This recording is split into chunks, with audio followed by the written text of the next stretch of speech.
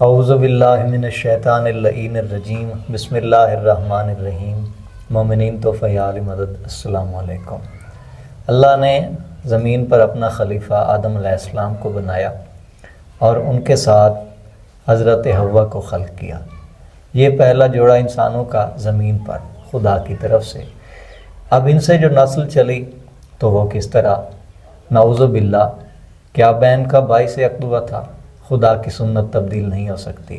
لن تجد لسنت اللہ تبدیلا، سنت خدا کا طریقہ، اس کا حکم تبدیل نہیں ہو سکتا، کیونکہ اس نے بہن بھائی ماں بیٹے ان محرم رشتوں کو تقدس کا مقام دیا ہے، اسے پاکیزگی قرار دیا ہے۔ خدا کے عدل کے خلاف ہے اگر یہ نظام بدل جائے تو، اور خدا محتاج نہیں ہے، خدا بے عیب ہے، وہ قادر ہے، اس لیے وہ اس محتاجی سے بری ہے اور اس نے رشتوں کا انتظام کیا۔ بہن بھائی کے تقدس کو پامال کرتے ہیں وہ لوگ جو یہ عقیدہ رکھتے ہوں، بیان کرتے ہوں، خدا پر ظلم کرتے ہیں، اعتراض کرتے ہیں اس کی توحید پر۔ خدا بے عیب ہے، کس طرح اس نے یہ انتظام کیا؟ حضرت آدم علیہ السلام کے دو بیٹے حابیل اور قابیل، اور دو بیٹے ان کے علاوہ یافس اور شیس علیہ السلام۔ شیس بڑے تھے، یافس چھوٹے تھے۔ یافس علیہ السلام، شیس علیہ السلام۔ ایک جمعرات کو جنت سے ایک حور نازل ہوئی جس کا نام نزلہ تھا، نازل ہونے سے ہے۔ ان کا دعا شیس علیہ السلام سے۔ اس سے اگلی جمعرات ایک اور حور جنت سے خدا نے نازل کی اور اس کا نام رکھا منزلہ، یہ بھی نازل ہونے سے ہے۔ ان کا دعا یافس علیہ السلام سے۔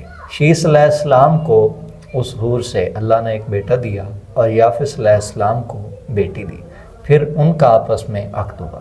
اب دوسرے دو بیٹے حابیل اور قابیل، ایک کا نکاح حور سے ہوتا ہے، اس کے لیے بھی جنت سے حور آئی، اور دوسرے کا نکاح ایک جن کی مادہ سے، مؤنث سے ہوتا ہے، جننی سے اس کی نسل چلتی ہے۔ اب اسی بنا پر حسد کرتے ہوئے اس نے بھائی کو قتل کیا کہ میرے باپ نے اس کا عقد حور سے کیا ہے اور میرا جنات میں سے ایک سے کیا ہے۔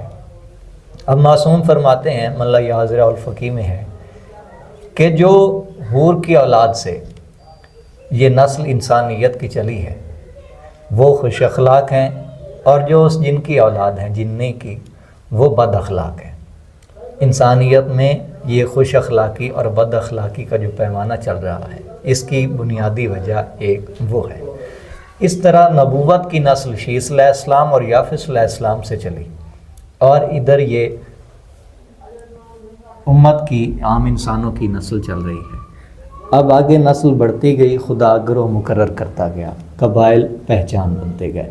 یہ ہے خدا کی طرف سے مقرر کیا ہوا تقدس، یہی دین اور یہی شریعت۔